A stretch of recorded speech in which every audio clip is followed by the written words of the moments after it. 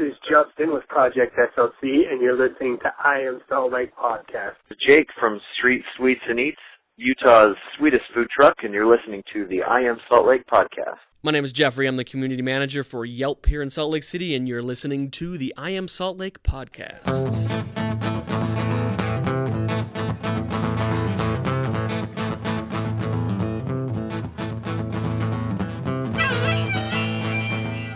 Hey, what's up, Salt Lake City? Welcome to the I Am Salt Lake Podcast, episode 22.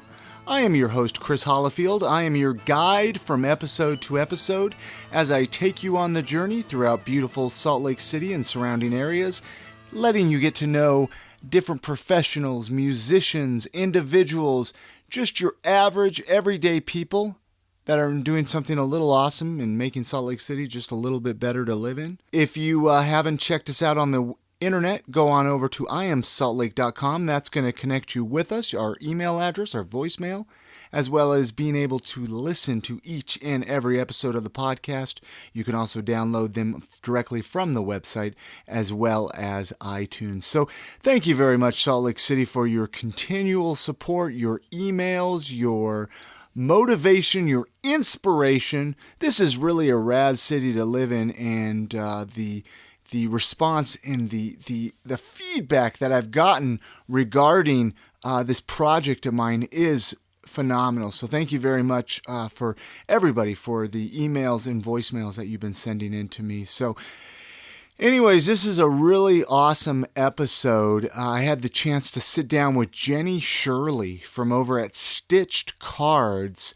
We sat down, we got together one evening and sat down at the Sorry Clementine shop here in downtown Salt Lake City after hours. We sat down and we talked about her company and the direction that it's going. We talked about her stitched cards. I found out she made stitched koozies and stitched towels. We also talked about some of the local places that you can find them. It was a really fun evening. Her husband, Jacob, also came along and brought some delicious Hostess snacks, as well as some delicious locally brewed squatters beverages for us to sip on. The conversation was actually cool. There was a different twist to it. When she came, she was like, hey, you know what? I also have some questions for you. And so the interview kind of got flipped over to me a little bit. So it was kind of fun, a different added twist to the normal podcast that a few of you might be accustomed to. So anyways, Jeni Shirley from Stitched Cards. I'm going to go ahead and list all the links how you can get in touch with her over at iamsaltlake.com/episode 22. I'm going to list her website, Facebook, and Twitter, and all of the information to get in touch with her. So anyways, again, thank you very much, Salt Lake City, for your support, your emails. Get in touch if you have any comments or constructive criticism, excuse me. And also, if you want to be a guest on the podcast, please drop me an email because I'd love to have you on. Anyways, I'm going to quit rambling. Enjoy the conversation and enjoy the episode with Jeni Shirley over at Stitched Cards. Okay, so we're here at the Sorry Clementine shop, and I'm talking to Jeni Shirley from Stitched Cards, correct? Yep. Okay. Hello. Hey, how you doing? And so I'm going to start off. I just kind of want to find out the typical how it started, the idea on how you started Stitched Cards. Everyone asks me that, and it just started out as like a hobby, like most people. I put my talents together with sewing and just kind of creative artistic expression onto paper. I've always really liked cards, so I just put them together. I wanted to make something different. When I go shopping, I appreciate different things and things that are authentic and last long. And I guess with the embroidery, I love it when I pick up an item and it's embroidered. Because it feels more authentic to me. So describe how what your cards look like for people listening that may not be familiar with what you do. So you get it. You have a card and yep. So it's regular, that nice thick cardstock, but it's actually embroidered. I embroider it with thread and needle and Yeah, that's and pretty much you it. you use a sewing machine. I mean, or do you do it by hand? I use lots of different methods. Okay. I definitely, when I started out, I was doing it, with one single needle and a string of thread, and I would just sew it, by hand. And now I've had to streamline, so I have come up with lots of different methods. But yeah. How many different designs do you have? Right now I have several hundred. Several hundred. Yeah, I've been doing this since 2006. That's when I started. So doing it as a so you hobby. started in 2006, and you mentioned you just got your own space actually to do it, or is it kind of just a creative space, or do you use it strictly for? It's a full-on business. When I first started, I had people asking me, shop owners seeing what I was doing and asking me to sell it in their stores, and so I started doing that, and then then I started collaborating with businesses who wanted specific things in their stores.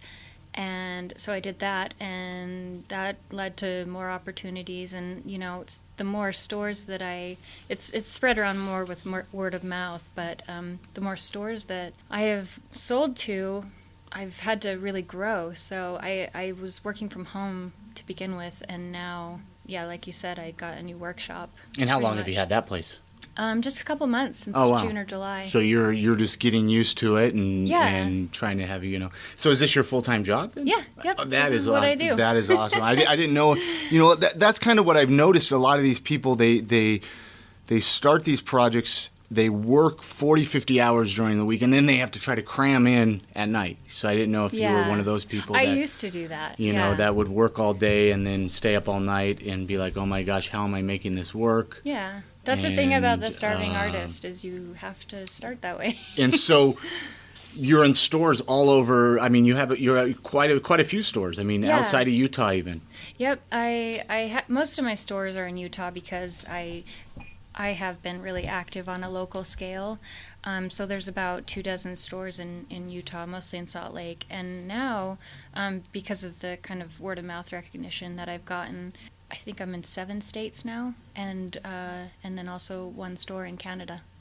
And how do these stores contact you, or do you look for them? Or yeah, most of them contact me. It really is word of mouth.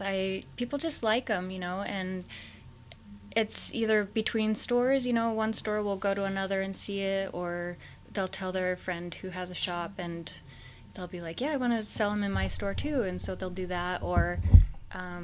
Like the customers who actually buy the cards, they'll have experiences with the cards and they'll just fall in love with them, and they'll tell their friends, and somehow it works its way around the nation. And what are some of your? I mean, there's got to be a few designs that sell a little bit more. I mean, tell me about those. Yeah, for sure. I always say the Sasquatch is the best seller.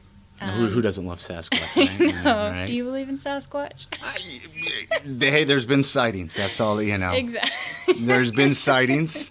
There was some up in Farmington here, or Ogden area, wasn't there? Oh, really? I don't know. I didn't hear about that one. I don't know. I think it was a guy in a costume, but no, Sasquatch is good. I mean, is there a time of the year? I mean, with Christmas coming up, do you sell a lot more cards this time of year, or not really? Sometimes. I think Valentine's is probably the biggest time of the year for me, because that's when people buy single cards. Yeah. And because I focus more on single cards than box sets, I think it appeals more to the one-time, Valentine. Yeah. Whereas Christmas cards are, you want to give them to 25, 30, maybe 50 people. And well, I mean, do people really cards? I mean, even mail. I mean, I feel like the art of sending a letter is even left. I mean, is there? It's a very nostalgic thing. I mean, and it's how is that for your market?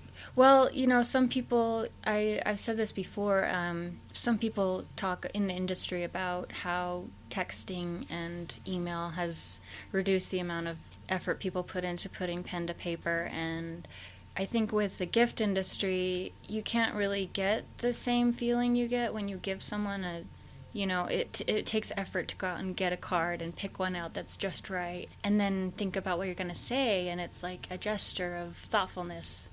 So, is there anything written on the inside? I mean, I looked at your cards. The first time I actually saw you was at Craft Lake City. I don't know if it was last year or were you at the one last year? I've been there 2 years. And that's that's where I saw your cards for and I was like, this is awesome. This is a really cool idea. I mean, I've never seen anything like it. So I didn't know, is there anything written on the inside of them, or is it most of them are blank? Just kind of let them speak for themselves, because most of the subjects are kind of, a lot of them I found that customers have almost inside jokes, like with the Sasquatch or the leg lamp. They kind of have their own inside joke. Absolutely. And they can expand on that. But no, most of the subjects have like a vibe, like a feeling that you know, just kind of speaks for itself. So yeah, they're mostly blank. Sorry. No, you're fine. You're fine.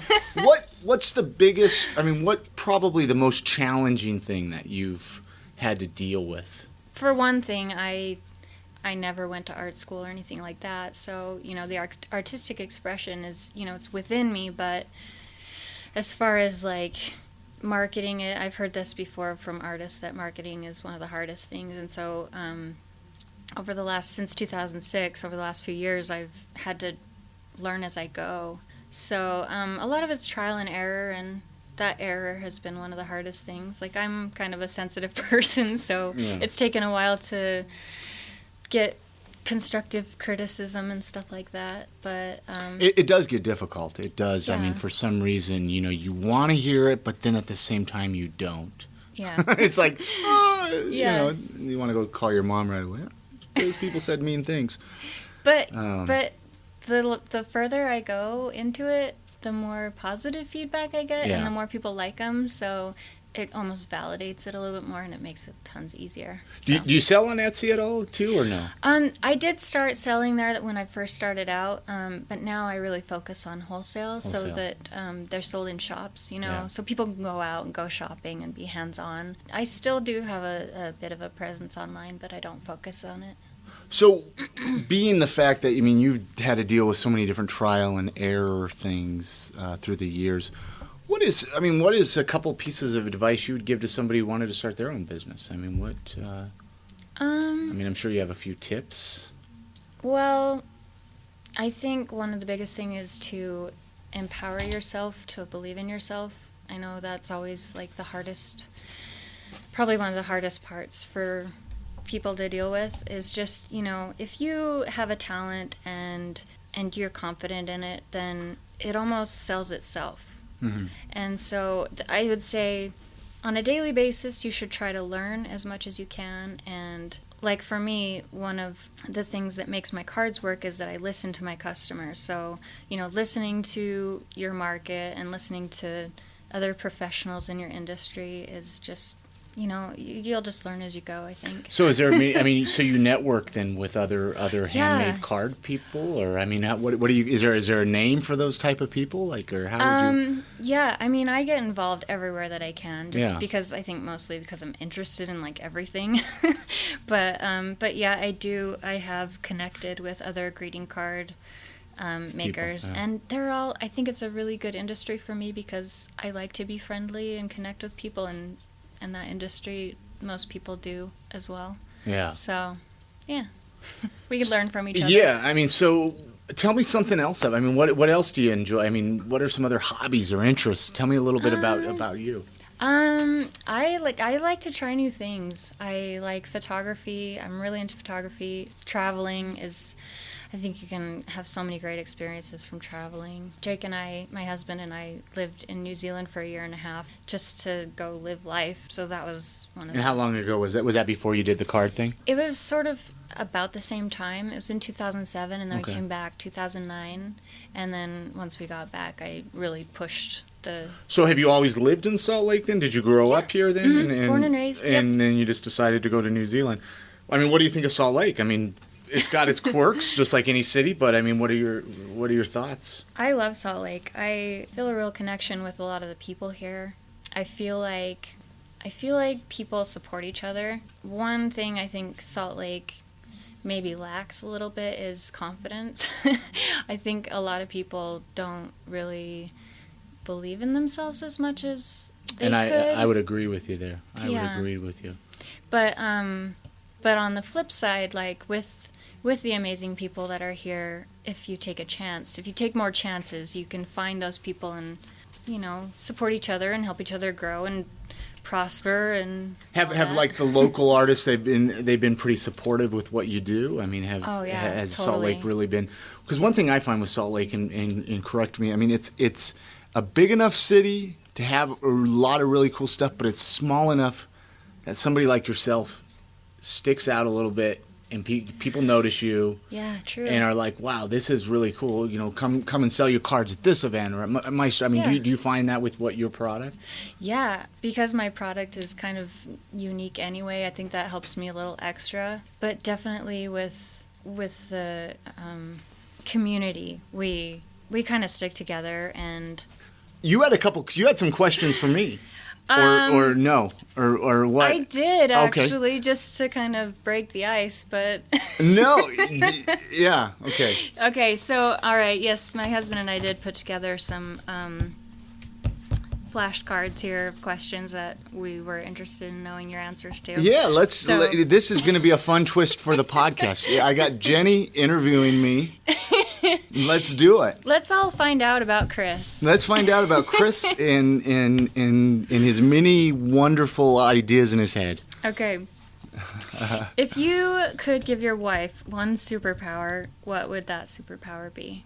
I would give her the superpower with the ability to read my thoughts. That way she would know how I truly feel about her. Oh my. Not a communicator. I know. I am a communicator. Did that make me sound like I'm not? I guess. Kidding. No, I like it. I like it, though. This is great. I love it. All right, Suzanne, listen closely. No, I'm just kidding. I don't even think she listens to my podcast. But I'm sure she does. Yeah. Suzanne is badass. Awesome. All right. Here's a less awesome question. Okay. But still awesome. You know you're going to be a regular guest now because this is awesome. This is awesome. Well, you have to have Jake because he put in probably the best questions. Okay. In here, so. Okay. All right. If stitched cards were to make you a custom T-shirt, what would you want on it? If you were to make me a custom T-shirt, well, off the top of my head, we'll run with the Sasquatch. I believe in Sasquatch. Cool. You know? Why not? That's a regular answer. People love the Sasquatch. Okay, yeah. Because Sasquatch is a good time. I'm glad to hear that. Okay, coming up. Okay. All right, next question. Hard cider sales are up 65% from last year. Excellent. When the hard cider trend hits Utah, will you join the movement? Do you like hard cider? I love hard cider. Actually, you know, the funny thing about hard cider is I used to live in Pennsylvania, okay, and I used to hate the taste of beer. I didn't like it. Some friends of mine were like, well, try some Woodchuck's apple cider. Loved it. Woodchucks, what's that? It's a brand. Well, I mean, it's apple cider. I guess it's not really hard cider. I mean, I guess that's hard cider. Yeah, that's hard cider, right? Yeah. Heck yeah, I'd join it. I love hard cider, and I love drinking. Yeah. Real cheers. There you go. 3 cheers for hard cider. All right. This is my last question. No, this is great. I mean, I guess I should be finding out about you, though. This about your stitch. But anyway, let's get it. You can ask the questions. Yeah. Just one okay. more. Okay. One more question. Yeah. Well, what's the one from Jake? Is this the these one? Are all, they're all from Jake. They're all from Jake. These Okay. are, excellent. Yeah. Excellent. All right. Last question. What is your favorite Utah traffic law? My favorite Utah traffic law? Does Utah have its own unique traffic laws? Maybe not unique. I don't know. Well, my favorite Utah traffic law. Well, you know, I don't know. This isn't really a traffic law, but one thing I notice about Utah stoplights is they take forever. You know, you pull up to them, and it just seems like you're there a lot longer than other states I've been in. Maybe I'm wrong. I think it's a constant test in patience. Like, we're being videotaped just to see how patient we can be. So that could be a possibility. I think it's purposeful. Is that a word? Yeah, absolutely, yeah. No, that's great. You know, and honestly, I love this twist. I love this twist to getting interviewed by the interviewee. No, it makes me feel less like nervous and wound up. So yeah, well, hopefully I could make you a little less nervous. Now let's let's bounce back to you. Okay. Okay. What if you could pick anybody, dead or alive, past or present, that you could sell one of your cards to? Who would it be? That's a good question. To sell one of my cards? One of your stitched cards. Oh man, I don't know. I guess The first person that pops in your head. I would really like to sell to maybe Charles and Ray Eames, because they've inspired me to do some of my cards. That I like that. Because they're awesome. You know, you ask somebody and they might say, you know, Justin Bieber, or, you know, Britney Spears. Or I'm kidding. I didn't expect that from you. What is one thing that people? What is a guilty pleasure of yours? Something that people wouldn't probably expect from somebody like you. I like video games. Like really like nerdy. Old school video games, new school video games, like Xbox, that new Ops Black Ops game, or are we going back to like Super Mario Brothers? I think I played Xbox once, and I'm sorry for Xbox fans, but I am kind of old school. I'm old-fashioned. No, I like Mario. I could join you there. I could join you. I'm not big into the new video games. But sorry, you go ahead. I do like the new Mario, like Mario Kart though. Like I like all the versions of Mario Kart. Well, yeah. And I like Sonic, and my husband and I play Age of Empires. I don't know if anyone's heard of that, but it's a really geeky computer game, but we can spend all day playing it. And so you play that on your computer? Computer, yeah. Actually, for my birthday, Jake threw me a birthday party in a big warehouse. A friend of ours has a warehouse, and he set up probably 6 to 8 TV screens with all different kinds of consoles. So, like, you know, the N64 and the Atari and So it was like The Wizard. Have you ever seen that movie with Fred Savage, the old The Wizard, like and with the TVs? Yeah. And people could play video games. Yeah, and that was my birthday party, and it was awesome. Wow, I should have got to know you a little bit sooner. We'll do it again. And so how long have you and Jake been? Jake, right? Yeah. Jake. Okay. Yeah, Jake's here. He's silently. He's sitting in, you know, and he was awesome. He brought some delicious squatters beverages and some different Hostess. Now, are the Hostess snacks in kind of the events that happened today with Hostess? Yeah. This is the last Hostess you'll ever have. Yeah. Well, hopefully not. I mean, Twinkies have a shelf life of a long time, so hopefully. Hope you stocked up. I stocked up. You know, it's funny when you first walked in. I didn't even think about that until I'm looking at them. So you know, anyways, I want to. But Jake, we've been married for 9 years. 9 years, and you seem like a really supportive guy. I mean, you really are. I mean, and one thing I notice is, especially with my situation, it seems to be nice. I mean, I would imagine it's nice to have a supportive husband, correct? I mean, is it nice? Oh my gosh. Yeah, it's. I mean, nice. What would you do without him, right? Nothing. He's everything to me. Yeah. And he's so supportive, and the reason I am doing my business and it's still growing is because I have him to support me in every single way. So. Now, but you might help out, but it's not like, I mean, you have another job too, right? You're not, yeah. Or do you do it with her? Or He slaves 8 hours. I've got the day job. You've got the day job. That sounds like me in my situation, but who knows where it might lead. So me and Suzanne, we're going to be millionaires someday. No, you know, I believe that. I see creative people like yourself and my wife. I mean, you guys have these brains that, if people really truly could get inside them, it would be mind blowing. I mean, I really do believe that. I think you guys have these ways that you need to get your outlets out, you know, and you found it through your cards. I mean, do you sew other stuff at all? I mean, do you make clothes, or is it just strictly cards? No, I do other things. I've dabbled in other products, and I'm just kind of, you know, putting feelers out there. A couple of the retailers where I sell my cards have requested specific things, and it seems like drink koozies. are kind of they're popular. So Yeah. what you would get just stitch onto them? yeah, like just embroidered koozies with, so far we've done the Sasquatch, obviously, and that's kind of taken off already. So you have made some then? You made some koozies? Yeah, yeah. Can people buy those on your website then? Not yet, not Because I yet. want one. I want. I'll get you one. I want one now. Yeah, I'll make them available, and I'm really trying to make them available in stores, again, so that people will go out and interact with life. Yeah. But yeah, they're right now. I think the first place that will sell those is Unhinged. They're in Sugar House. Yeah. So he's really excited. Go ahead and about, plug. I mean, do you know the address off the top of your head? Probably not, because I know where it's at. I just don't know the address either. Yeah, it's 2100 South and just above 11th East. Yeah, it's right across from Barnes and Noble. Yeah, right next. There's there's Ranch Records. Yeah, it's right and there. the Surf Company. Great store. Corey's a great guy. I actually would he's love so cool. to get him on the. No, I would love to get will. Corey on the podcast. Great guy. Actually, Suzanne sold her clothes out of there. I know. Yeah. So you So know. proud. And yeah.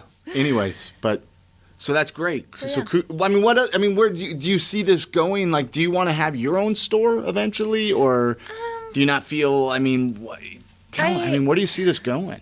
I think every single girl out there has a dream of having her own store or coffee shop or something like that. And yeah, it's You in think the that's a back of pretty my standard mind. dream for girls? It seems like it. Creative women. Shop girl Yeah. or whatever. But yeah, I thought about it, and seeing all the really cool stores that sell my cards, I'm just like, oh my gosh, I could live in a stationery store, but at the same time, I kind of really like being a part of a bunch of different shops, so I like the wholesale aspect of it. And the other thing is I kind of can't sit still very long, so... I could respect that. So, I mean, let's the stores you mentioned. I mean, what are a few of the main stores here in Salt Lake that you sell out of? In Salt Lake, I've been with the King's English for several years. They're one of the... And where are they located? They are at the 15th and 15th Business District. Okay. So 15th East and 15th South. Just thinking if people listening might want to find some of your Right. cards if they haven't been turned this off yet, Okay. And then if you're interested in the modern furniture series, I would suggest going to the Green Ant. He sells those as well as a lot of really cool furniture. Minnie's Cupcakes sells them. So So you can get a cupcake and a card. Yep. And give it to somebody you care about. Yep. It's an awesome birthday gift. Yeah. Lots of boutiques. Coup de Coeur, the clothing boutique, sells them. Unhinged sells them. He sells some of my towels too. That's another. So product you that make towels? We've been talking for how and you didn't even mention towels. Yeah, I'm just dabbling. I focus on the cards, but So you stitch your designs on towels? yep. The same designs from the cards, or do you have Usually, yeah. towel designs? If I'll usually do the same designs, but then if someone requests something else, I'll do that too. That's awesome. Yeah. What about neckties? Men's neckties? I don't know. Is that something you would? No, I don't wear a tie, but I just thought Then no. popped in my head. Maybe socks. You can knit little designs on the tops of socks. You could embroider onto anything. Yeah. And yeah. I'm trying lots of different stuff. If someone wants it, I'll try it. Well, cool. I mean, is there anything? I mean, I think we pretty much. So you got towels and koozies and cards and. I mean, do you write a lot of letters yourself? Do you still have the old-fashioned pen pals? I remember as a kid couple... we had pen pals. I mean, people don't have those anymore. Yeah, when I was a kid, I had cousins that we would have a very strict pen paling. Yeah, because you seem like a letter writer. You seem like somebody that writes letters. I'm really old fashioned. I don't even have a cell phone, so. What? Yeah. No, I really like that. You do not find that. Yeah, it's weird. So do you have internet at home? Yeah, I do. I didn't know. Maybe you I'm went to an the addict. library to check your internet. I don't know. No, I'm an internet addict just like everyone else. But you don't have a cell phone. Do you have a home phone? Yeah. So you have a landline home phone. Yeah, I don't live under a rock. No. No. I meant that in you don't even see people with a home phone anymore. I know. Well, it's easy. Like, if you're paying for a cell phone, why get a landline? But Jake and I have the mindset that... Do you have a cell phone? No, neither of us. So when you leave the house, people that's just the way it is. They leave a message. Do you have a pager? I roll the dice. So do you remember pagers? Do you remember pagers? I had a pager, and the funniest thing about a pager is I didn't know if I could spring for the $3.99 a month. You know what I mean, for a pager. But now it's like, wow, I wish cell phones were that cheap. No, that is awesome. That is, there's something very respectable about not having a cell phone. Well, thank you. No, I mean that in the sincerest way, because I find myself a little too addicted to the cell phone. Yeah. You feel like, I got whatever, Isn't it called zombie syndrome or something? Like people just become zombies? Yeah, and there's something I miss about a phone call. We've resorted to text messaging. I think we've become so accustomed to it that we don't know anything else. Mm-hmm. And you almost feel weird to have to call somebody. But you probably don't feel that way. You just that's what you're used to. Yeah, no, but I think that's great. Yeah. I think that's great. People get mad at us for calling if we're not instantly accessible. Like if we don't text, and they'll be like, "I sent out a text, you didn't get it." Nope, sorry. Oh, so you probably give out your number and people think it's a cell phone. Yeah, I have to. Well, actually, I think most of our friends know that we don't. Our close friends. Yeah. So I really hope I don't offend people if I never text back. No, that's that would have been something that for the question of probably not expect, but all your friends know that about you, that you don't text back. Mm-hmm. So did you ever have a cell phone? Yeah. And you just were like, that's not for me. Well, okay, so yeah, we were probably actually one of the first people to have a cell phone. Like when they first started coming out, we both had them, and then we moved to New Zealand in 2007. We came back, and we just didn't get one when we came back. It was like, one of the reasons was, obviously the prices had probably tripled since. Oh, yeah. They're ridiculous. Yeah. We just kind of tried it out, and it worked. I probably pay as much for 2 iPhones. I could probably make a nice car payment to have, 2 iPhones. It's ridiculous. It's like, what are we doing here? Yeah. Yeah. Well, what about, could you take, like, one of my excuses for a smartphone, though, was to take credit cards because of, like, the Square, when you're at markets or something like that. That's really...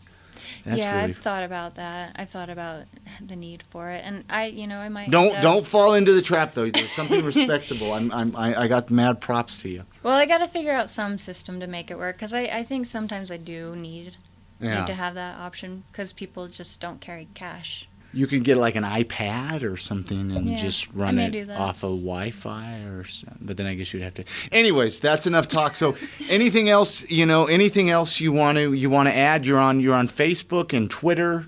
Or are you on Twitter? I'm on Twitter, Facebook, and I post regularly. So I'll post my inspiration or what products are new, and then I would say keep shopping, keep going into your local stores, because I'm expanding. I'm going into more stores, and people can find out all the stores you're in on your website. Yes. I noticed that. Yes. I noticed that you have all the links for that, and that's one thing I'm pushing, especially obviously shop local all the time, but with the holidays. It's like, come on, I'm trying to challenge, and I'm sure you feel the same way. Mm-hmm. Let's, shop local. Yeah. It's important. And it's good for you. I think, I was actually asked by a guy, what is it? How does it affect me? If people really only knew how it affected them by shopping local. Yeah, well, usually it isn't right away. It's the benefits aren't immediate or tangible like you would think. But when, like the money...